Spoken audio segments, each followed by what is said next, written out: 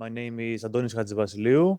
I'm from University of Crete, and today I'm gonna present you our work, When Routes Speak Politics, Measuring the Impact of Geopolitical Tensions on the Internet. Now, this is part of an ongoing effort to understand how political tensions like conflicts and sanctions leave measurable traces in how countries interconnect. The internet is often described as borderless, but in reality, it's deeply shaped by geopolitics. That means that when countries are in conflict, we don't just see changes in the internet topology of one country, we need to see the pair of countries and how they interconnect. And what we mean by interconnection between two countries and conflicts, meaning that we need to find out how these countries interconnect, who controls routing paths, and what users can access online.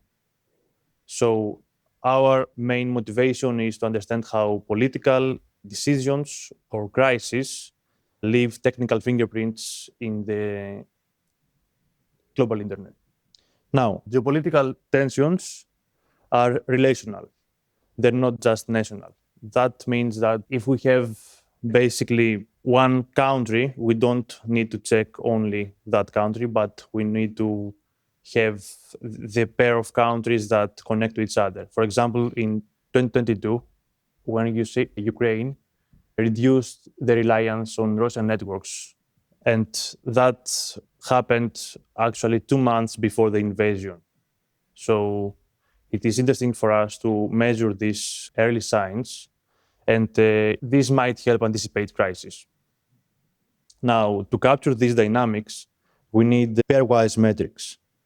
And that metrics need to measure the health of relationships between countries, and that is what we will call inter-country connectivity. And basically, this is the foundation of our work. Now, our goal is to develop a framework that will quantify how geopolitical events reshape internet structure.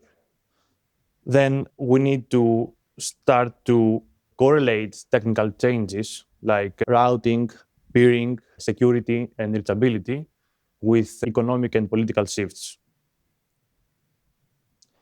Ultimately, the idea is to create indicators that will help policymakers and network operators to use and to spot early signs of fragmentation and dependency risks, and hopefully support to dialogue between the technical and policy communities.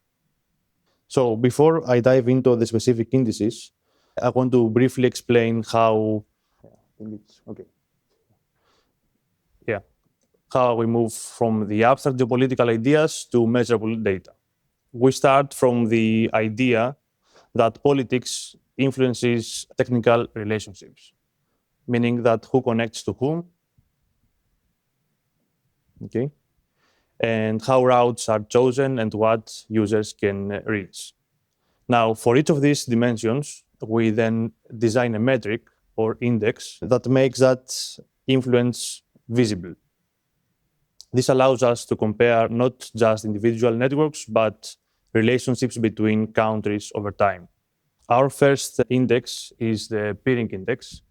And by that, we mean that the physical presence of foreign autonomous systems at internet exchange points and other facilities in a target country. This index shows that if two countries are in conflict, we'll see a reduction in physical exchange of traffic, basically. And we took as an example the Ukraine and Russia. And this is the result for our first index. So basically here, the y-axis is the number of AESs, of Ukrainian AESs that were members in Russian IXPs. And we can clearly see that after, just before 2022, there was a massive decrease of around 85% of these members from Russian IXPs. And as I said, the invasion happened on February 2022. So the massive drop of members happened between October and January 2022. what is country dependency? Okay. So the next index is the country dependency index. And so this index basically measures the degree of which one country's ASs relies on the routing infrastructure of another country. And a decline in this index means that a country is diversifying its routing paths to reduce reliance to networks of the opposite country. And this data came from Intel Health Report and CADA. And this is the measurement for Ukraine and Russia again. So here, the blue line is the AES coverage, the AES dependency basically. That means that how many of Ukrainian AESs are dependent on Russian. But the orange line that it's important to us is the population coverage. So basically we applied the estimate population of each autonomous system of Ukraine. And here we can see a massive drop on the population coverage. So basically the number of people that are affected, that are dependent to Russian AESs. Is this clear? Okay. And again, also here you can see that the date that this massive drop happened is again close to the invasion. Now, our third index is the routing security index. We wanted to measure whether we have signs of many BGP hijack attacks between two countries. And for that, we used the grip. So if we see a spike in the BGP attacks, it might be a sign that these two countries are in conflict. Of course, we need to compare it to previous results also. We retrieved the grip BGP hijacks for MOAs and sub-MOAs, and we kept only the ones that have suspicion score above 8. And this is also the result for, so basically here the blue line is the hijacks that the victim was a Ukrainian AES and the attacker was a Russian AES. And you can see that's around close to 60 hijacks, and all happened between, I think, July 2022 and October 2022. But also we see some attacks from Ukrainian AESs to Russian AESs at the same time. Yes. Now, the fourth data that we wanted to implement, this is not an index, but it's interesting to see how some economical data reflect to the same dates for these two countries. So we tried to import some trade volume from UN Comtrade statistics. And this basically show us in $1 million the number of imports and exports that each country do to another country. Basically, in this plot, the y-axis is the trade volume, and the blue line is the imports and exports that Ukraine is reporting to Comtrade that does with Russia. And the orange line is what Russia reports to the same platform for the trades with Ukraine. And again, we can see that after 2022, both countries basically went to zero for the trading goods between them. An overview for our indices, we have the peering index, the AES dependency or counter dependency index, the routing security index that we use GRIP for now, but we'll implement also DIFO. And we are still working on to implement some website accessibility index. That means that we want to know whether a user in Ukraine can access some websites that belong to Russia, let's say media or government sites, and whether we see an increase in censorship, basically, at the same dates. For our case study, Russia and Ukraine, we see parallel decline on peering index, so 85%. The Russian-Ukrainian trade volume dropped 100%. And Ukraine's dependency on Russian AESs decreased also significantly.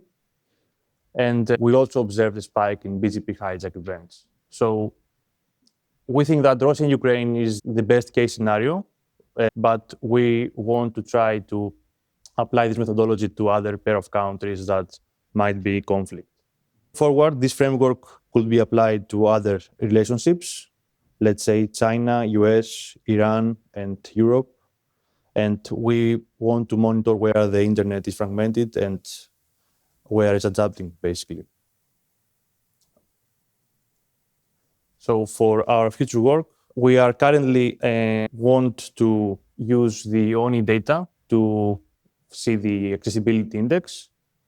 And basically, we want to integrate all these indices into a unified geopolitical monitoring framework, and also to implement it to many other country pairs to see how these indices apply there.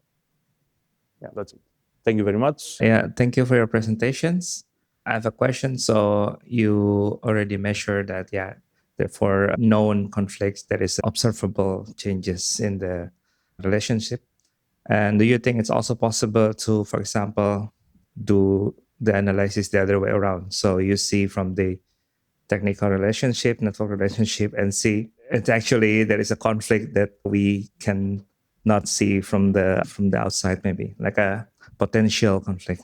Yeah, we try to do this kind of measurement, but only with the, I think, peering index. So we applied this to all countries and try to see where we see some big spikes or drops or increase in peering relationships.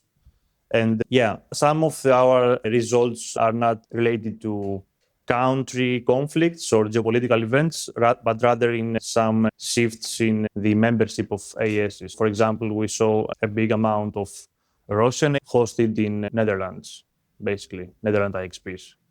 So yeah, but this doesn't have to do with Russia and Netherlands. Okay, thank you. You're welcome. Yeah, thanks for the presentation. That's really interesting. I wonder when the BGP hijack events that you were detecting, they seem to be occurring a number of months after the shifts in IXP membership and so forth. And I wonder, do you have a sense of whether those are really targeted attacks on the routing system or just an artifact of the shifting in terms of where address space is being announced from and who by? Yeah, the problem with BGP hijacks is that around the same months that we see the hijacks that are basically confirmed with grip, we also know that many AES changed their country code. So around 50 AESs shifted from Russian to Ukrainian and some went back. So maybe many of these hijack events will be from that shifts, but we don't know for sure now. We'll try to find out because it's pretty hard to know that this exact month, these AES belong to Ukraine and Russia, basically. But yeah. Hi. Great work. I hope we can get you some of the UNI data for Russia and Ukraine. Unfortunately, we have too many users in Russia, so it's a lot of work to get you the data you need. Yeah, so that's why our database was a bit struggling. I was wondering why you picked Russia and Ukraine and not other countries. So we have also other countries as an example, but the problem is that other countries that are in conflict right now, let's say Iran and Israel, yeah, most of them don't have any historical relationship between them. Ukraine and Russia are very good on that because we see that they have very good peering relationship before the invasion. So we can see this kind of changes after the invasion. But for example, for Iran and Israel, the relationship was almost zero all the time. So hopefully with the website access and maybe if we apply all the BGP hijacks to these pairs, we'll see something. But for the dependency index and for the peering index, we can see something. That is interesting. Interesting one would be Thailand and Cambodia as well. Yeah, I also have them in my list. Yeah, just recently I was in a conference over there and there was a lot of talk about using infrastructure influence over neighboring countries. Yeah, but right now what we do is that we try to collect some interesting country pairs and the date that maybe the conflict happened to them and try to see if these data show similar affection. Yeah, thanks for the super interesting study. I think that I was going to follow up on the framework aspect. So I think that maybe in your framework, you could talk about what is the potential motivation for the peering to go down in this way? So is it like a mitigation strategy, maybe so that others don't have access to that network or they can't intercept anything, etc. So maybe building that into this would help you also make the case of like a forecasting, because I guess the idea is to create like some sort of early warning system or something like this, right? Yes, So exactly. I think having that framework would certainly help. And sorry, just on the other point, which is on the data, I think that you could even think about, because you have this peering index, I was thinking about maybe if you can take these different country dyads, like countries in conflict, and maybe just see if there's a correlation between the values on this peering index over time with some of the other outcomes that you have. Because I think here it's clear that there's a clear cutoff, but I think it would also be interesting to see if there's like a historical pattern, right? Which is what you're saying, which is why you chose Russia and Ukraine. So it would be good to see if there's like a strong pattern there with the correlation. So, Yeah. Thanks. Yeah, what it makes me want to see is if you looked at more country pairs up to and including countries that are not in conflict like US, Canada, it would be really interesting to find a sort of a steady state model that would tell you how the network stats and the trade stats, for example, equilibrate. Is there a steady state model? And then you could look at specific conflicts as shocks that depart from that model. So that would let you look at not only conflict, which is interesting, but also things like trade wars and tariffs and other things that disrupt one set of variables. Yeah. Do tariffs lead to decreased peering? That would be interesting.